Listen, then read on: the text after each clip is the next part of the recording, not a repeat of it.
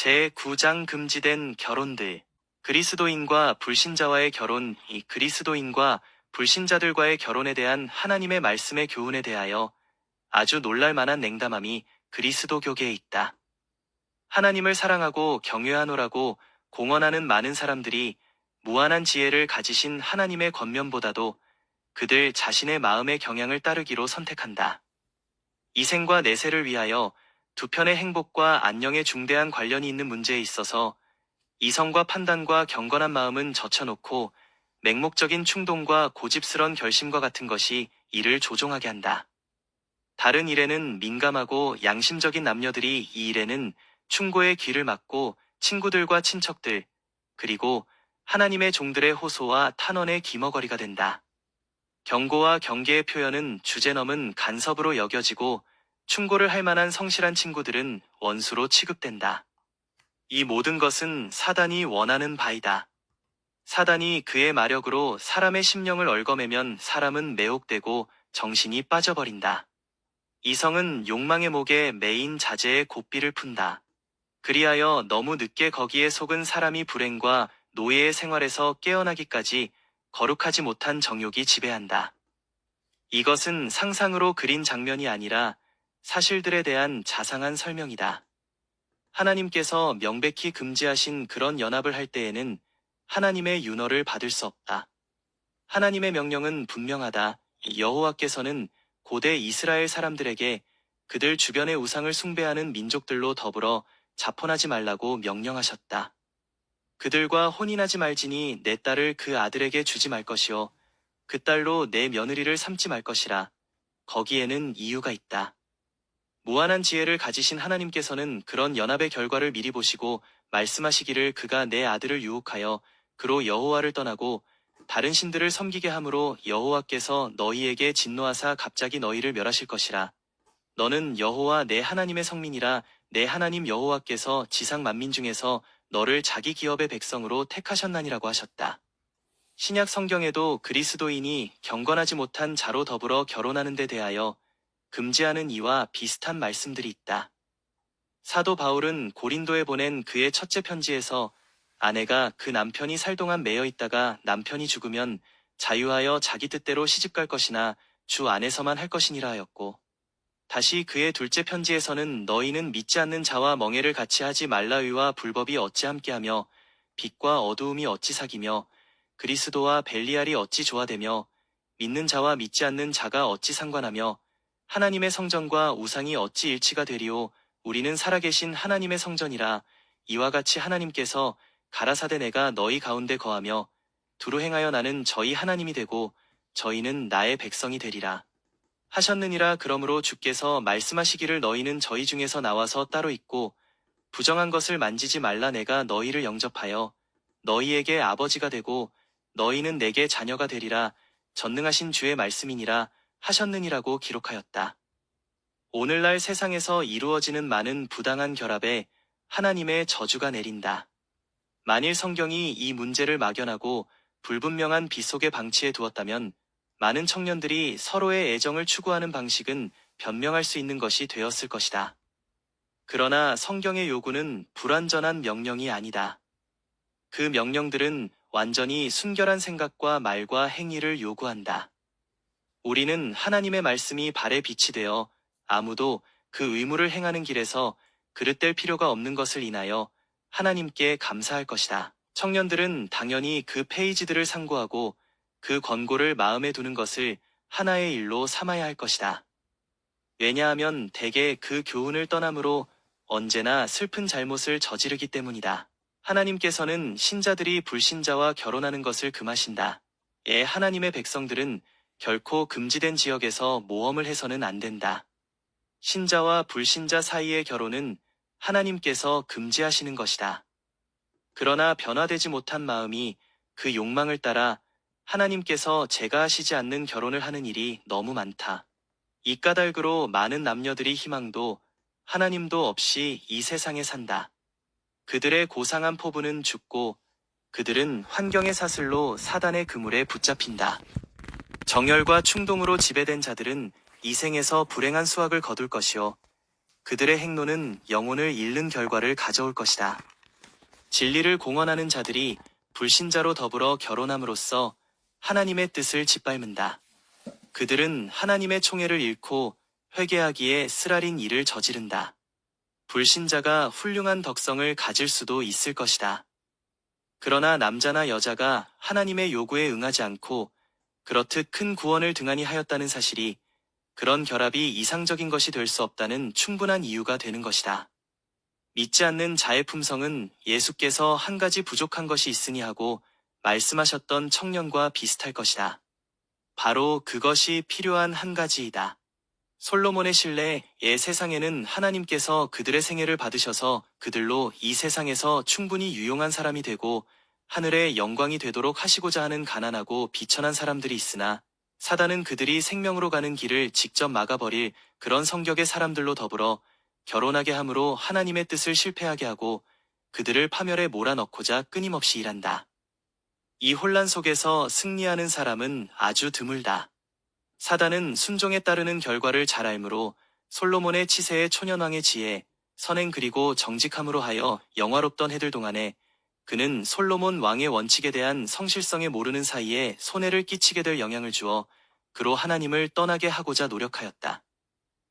우리는 솔로몬이 애굽 왕 바로로 더불어 인연을 맺어 그 딸을 취하여 데려다가 다윗성에 두고 한 기록을 보아 원수가 이 노력에서 성공하였음을 알 수 있다.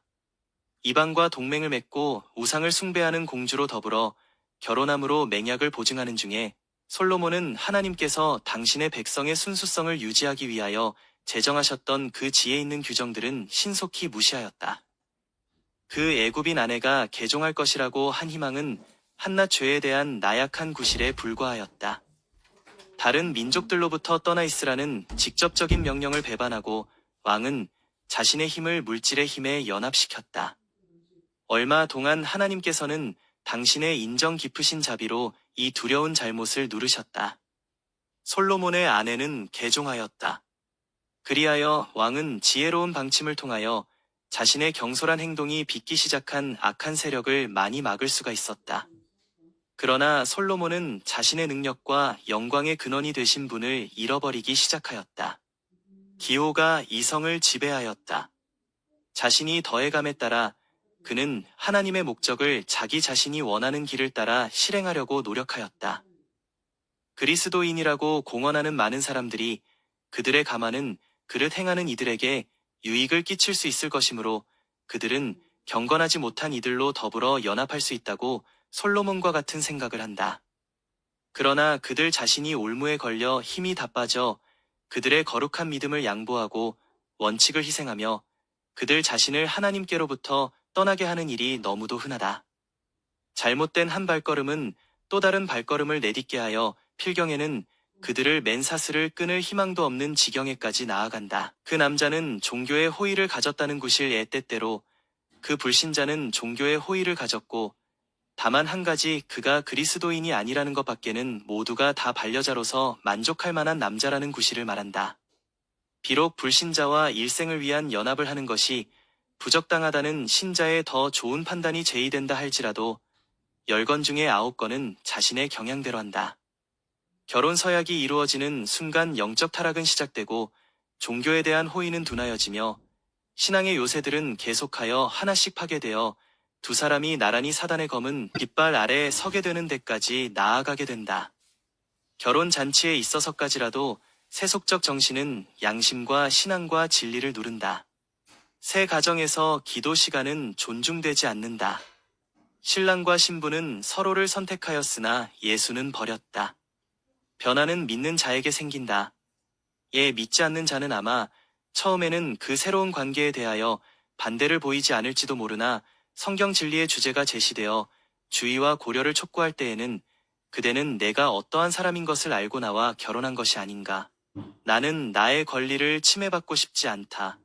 이제부터는 그대의 특이한 견해에 대한 이야기는 그만두기로 하자라는 감정이 일시에 일어난다.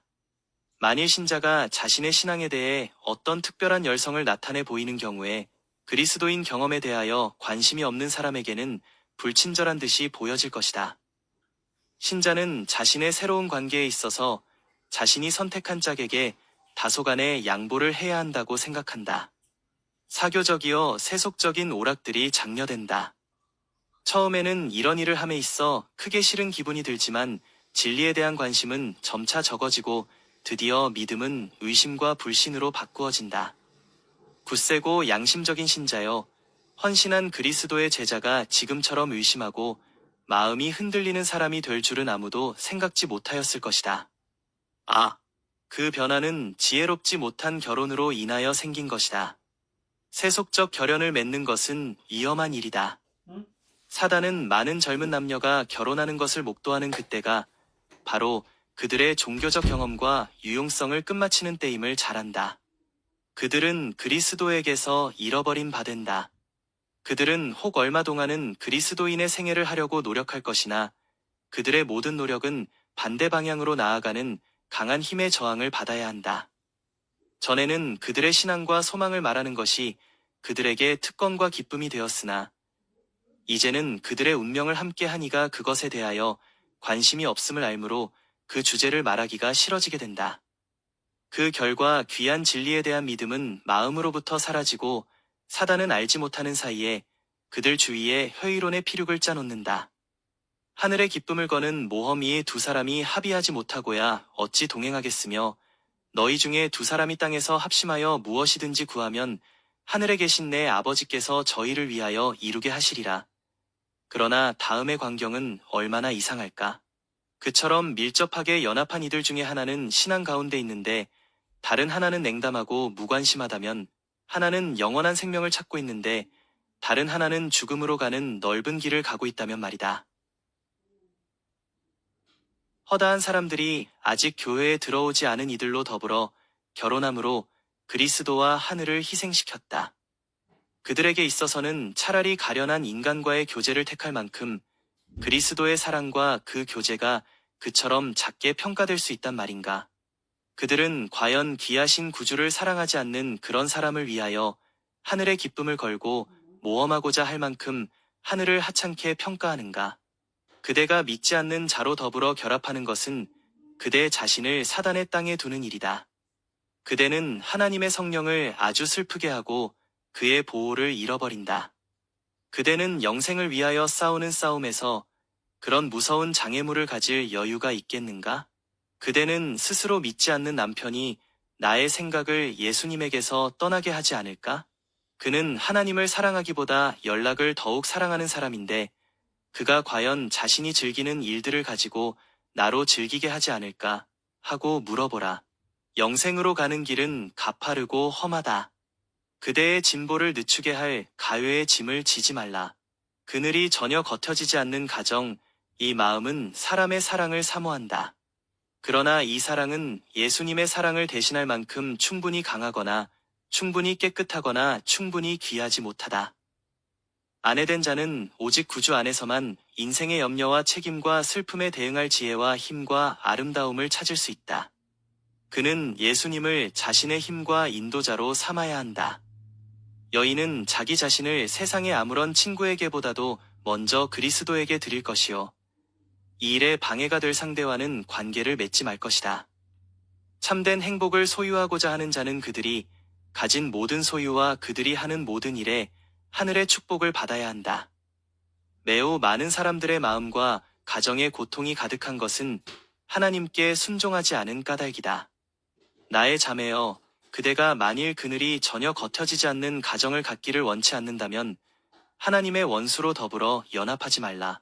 그리스도인의 논법, 이 종교적 원칙의 정당함을 시험하는 괴로운 처지에 놓이게 될 때 그리스도인은 어떻게 하여야 할까?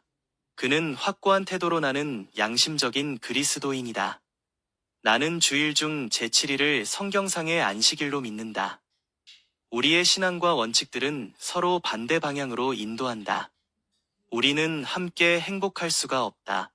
왜냐하면 만일 내가 하나님의 뜻에 대한 더욱 완전한 지식을 얻기 위하여 계속하여 나아간다면 나는 점점 더 세상과는 같지 않을 것이요.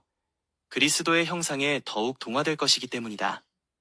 만일 그대가 계속하여 그리스도의 아름다움을 보지 아니하고 진리에 대하여 매력을 느끼지 않는다면 그대는 내가 사랑할 수 없는 세상을 사랑할 것이요. 나는 그대가 사랑할 수 없는 하나님께 속한 사물들을 사랑해야 할 것이다. 영적 사물들은 영적으로 분별된다. 영적 식별력이 없이는 그대는 내게 대한 하나님의 요구들을 깨달을 수 없을 것이요. 또한 내가 섬기는 주님께 대한 나의 책임을 깨달을 수도 없을 것이다. 그러므로 그대는 종교상의 의무로 인하여 내가 그대를 등한히 한다고 느끼게 될 것이다. 그대는 행복하지 못할 것이요. 그대는 내가 하나님께 드리는 애정 때문에 질투할 것이요. 나는 나의 종교적 신념에 있어서 혼자가 되어야 할 것이다. 그대의 견해들이 변하고 그대의 마음이 하나님의 요구에 응답하며 그대가 나의 구주를 사랑하기를 배우게 되면 우리의 관계도 새로워질 수 있을 것이다라고 말해야 한다. 신자는 그와 같이 자신의 양심이 인정하는 대로 그리스도를 위하여 희생한다. 그것은 그가 그것을 걸고 모험하기에는 영생을 너무 귀한 것으로 평가한다는 것을 보여준다. 그는 예수님보다는 세상을 택하고 그리스도의 십자가로부터 떠나게 하려고 하는 자와 자신의 인생의 중대사를 연결시키기보다는 결혼하지 않은 채 있는 것이 낫겠다고 느낀다. 안전한 결연, 이 혼인의 결연이 완전히 이루어지는 것은 그리스도 안에서만 가능하다. 인간의 사랑은 그 가장 긴밀한 결합을 하나님의 사랑에서 받아야 할 것이다. 그리스도께서 지배하시는 곳에만 깊고 참된 무아의 애정이 있을 수 있다. 한편이 결혼 후에 개종하는 경우 그리스도를 받아들이지 않은 채 결혼 관계에 들어간 남자가 후에 회심했을 경우 그는 그들의 종교적 신앙에 대한 견해가 아무리 다를지라도 아내에 대하여 신실해야 할 더 강한 의무하에 놓이게 된다. 또한 하나님의 요구는 비록 시련과 핍박이 따른다 할지라도 모든 세속적 관계보다도 높은 데 두어야 할 것이다. 사랑과 온유한 정신으로 하는 이 같은 정절은 믿지 않는 자로 믿게 하는 감화력을 가지게 할 것이다. 제10장 권고가 요긴한 때 성경에서 권고를 받으라. 결혼은 하나님께서 제정하신 거룩한 의식으로서 결코 이기적인 정신으로 행할 것이 아니다. 이 단계에 나아가려고 하는 자들은 엄숙하고 기도하는 마음으로 결혼의 중요성에 대하여 깊이 생각해야 하며 그들이 과연 하나님의 뜻에 일치하는 길을 따라가고 있는지의 여부를 알 수 있도록 하나님의 권고를 구해야 한다. 이 점에 대하여 주신 성경의 교훈을 주에 깊이 생각해야 한다. 하늘은 성경에 주어진 지시에 일치하고자 열망하는 마음으로 성립된 결혼을 기쁨으로 주시한다. 만일 침착한 이성과 냉정한 판단으로 숙고해야 할 문제가 있다면 그것은 결혼 문제이다. 성경이 상담역으로서 필요한 때가 있다면 그것은 사람들을 평생 동안 함께 매는 단계에 나가기 전이다.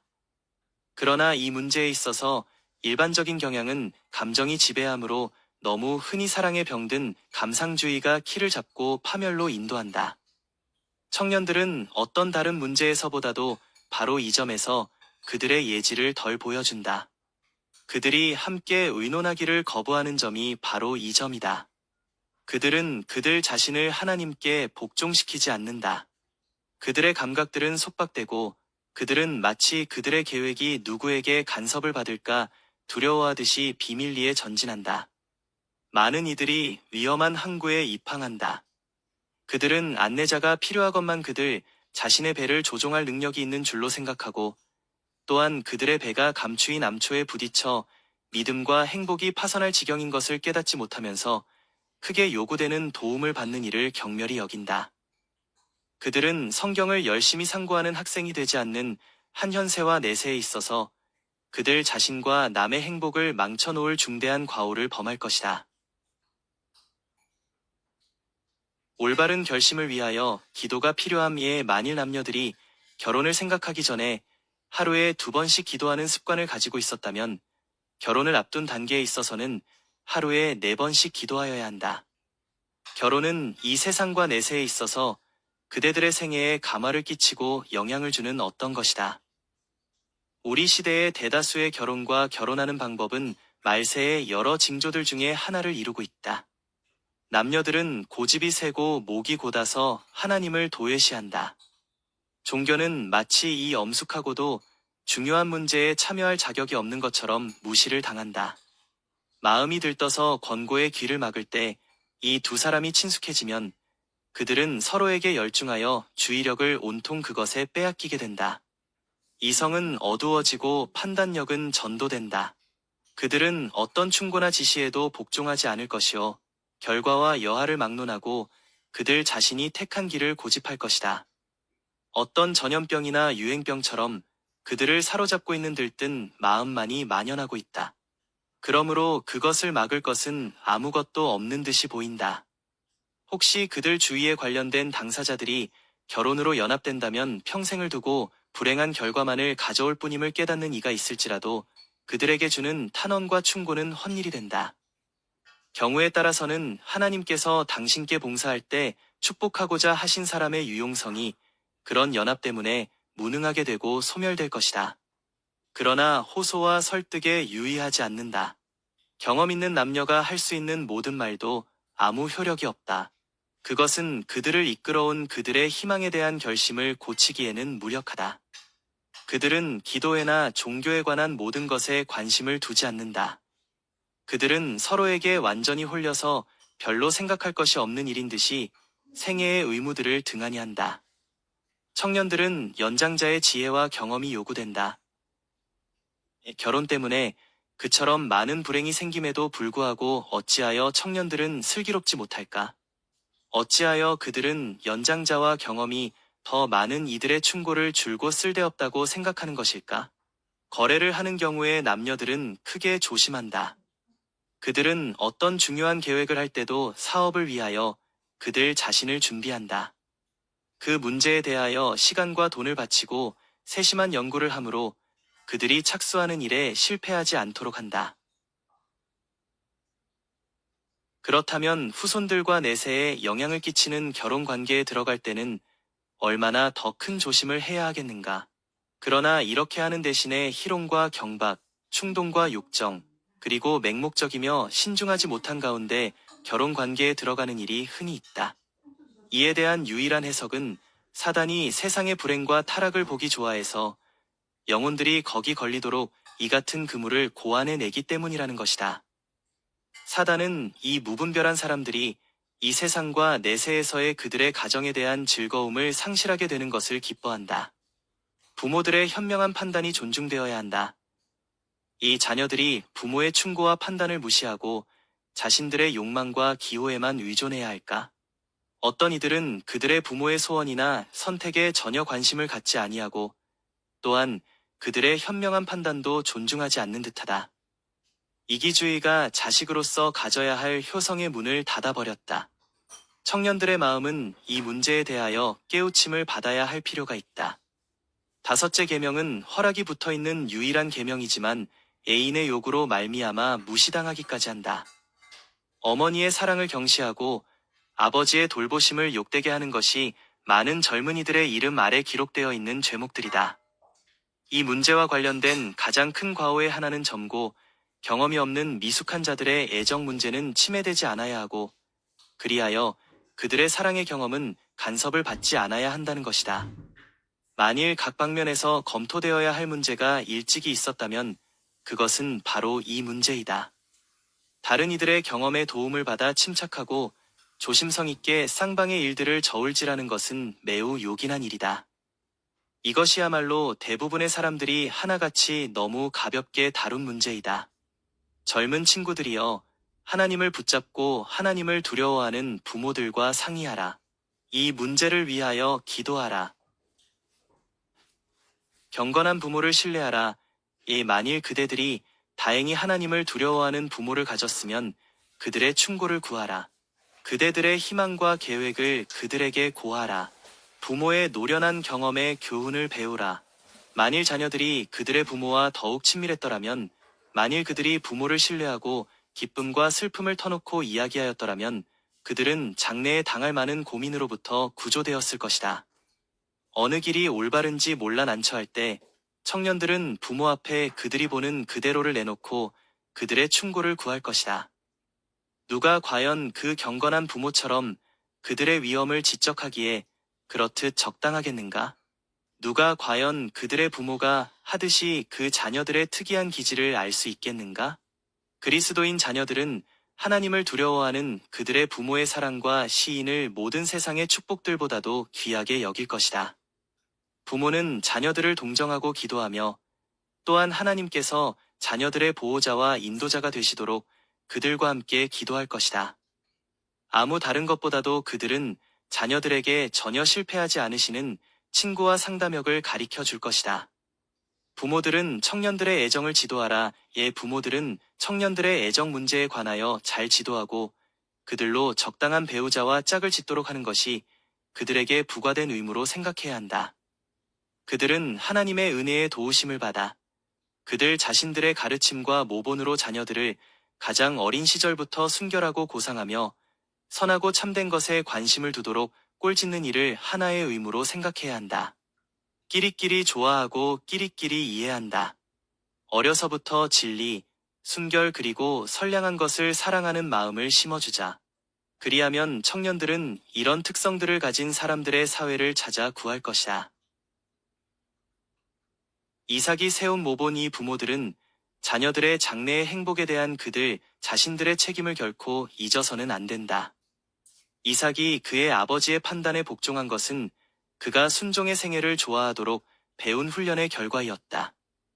이삭은 장차 그를 통하여 세상이 축복을 받을 허락의 후사가 되는 일로 하나님께 크게 높임을 받았다. 그의 나이 40세임에도 불구하고 그는 자기의 아내를 택하기 위하여 경험이 있고 하나님을 두려워하는 자기의 종을 임명한 그의 아버지의 판단을 달게 받았다. 또한 성경에 나타난 대로 보아 그 결혼의 결과는 하나의 부드럽고 아름다운 가정의 행복을 말하는 장면으로 묘사되었으니 이삭이 리브가를 인도하여 모친 사라의 장막으로 들이고 그를 취하여 아내를 삼고 사랑하였으니 이삭이 모친 상사 후에 위로를 얻었더라 하였다. 지혜로운 부모는 사려 깊이 할 것이다. 이 부모가 아들이나 딸의 마음이나 감정에 구애됨이 없이 그들의 반려자를 선택해야 하는가 하고 그대가 묻는다면 나는 다음과 같이 묻겠다. 부모가 자녀들에게 조금이라도 애정을 가지고 있다고 한다면 그런 조치가 부모들의 행복에 실질적인 영향을 끼치고야 말 터인데 아들이나 딸이 부모와 먼저 의논함이 없이 배우자들을 선택해야 할 것인가?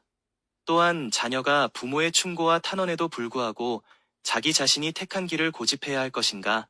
나는 단호하게 대답한다. 아니다. 결혼하지 못할지라도 그렇게 하지 않아야 한다.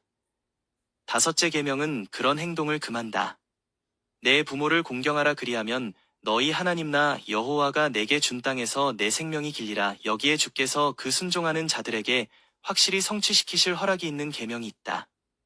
지혜 있는 부모들은 자녀들의 소원을 고려함이 없이는 그들의 배우자를 결코 선택하지 말 것이다.